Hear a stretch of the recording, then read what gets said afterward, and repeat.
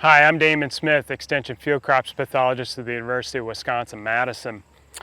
We're out here today scouting corn. It's getting close to harvest, and we're taking a look at how much disease we actually have here so we can make some decisions on harvest order.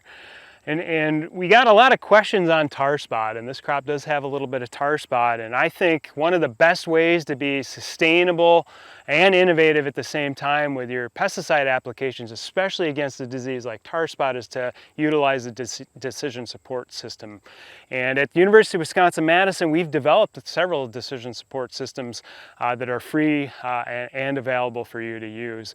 The first one is Tar Spotter, so obviously that's for tar spot on corn, and then we also have a second one called Sporecaster for soybeans, and that's meant to predict white mold and try to really time those fungicide applications.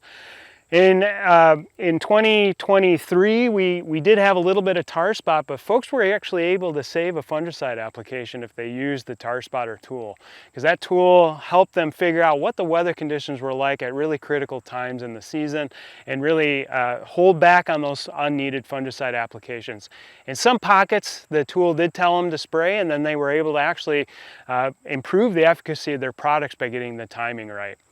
In soybeans, where we use the Sporecaster tool, we were actually able to save quite a bit of fungicide use across the state. Again, being sustainable and utilizing these apps to be innovative, getting the timing down.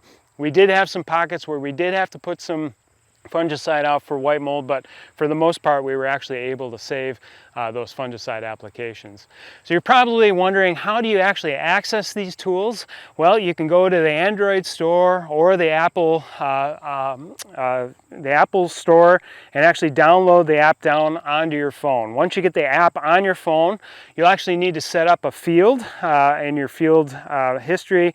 Once you click on and open the app, you'll get that field list. You'll be able to set that up. You can hit the GPS coordinates on your phone, or you can actually drop a pin to set the location. Once that location is set, it will be saved in your field list.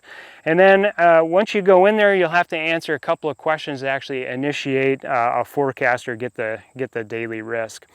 In the soybean example, you'll see that you'll actually be able to set the action thresholds. We would suggest that you keep the action thresholds at the default unless you have prior knowledge of reducing or increasing that threshold, but I would suggest just keeping it there. The other thing is be truthful with yourself. Don't answer the other questions about flowers in the field or row closure threshold if they're not happening at that time, because what you can actually do is get a false positive or a false negative if you answer outside of what's actually happening. Once you answer those other questions, you can go ahead and run that forecast. You'll get the risk. It just takes a couple of seconds. The phone does all the math and work, and you'll get a risk index. I would suggest that you actually watch the risk over time and see what that risk trend is. That helps you sort of plan ahead of what's actually going on. If that risk is actually trending down, you may be able to hold off and wait a little longer. If that trend is increasing, then you may want to go ahead and be a little preemptive with those applications. So there's different ways you can actually utilize that. Again, these are freely available. You can download these. The research that backs these apps was supported by the Wisconsin Corn Promotion Board and also the Wisconsin Soybean Marketing Board. Again, if you really want to push the envelope on how to be sustainable and innovative at the same time while maximizing the efficacy of many of our fungicide products, I would suggest utilizing decision support tools like Tar Spotter or Sporecaster.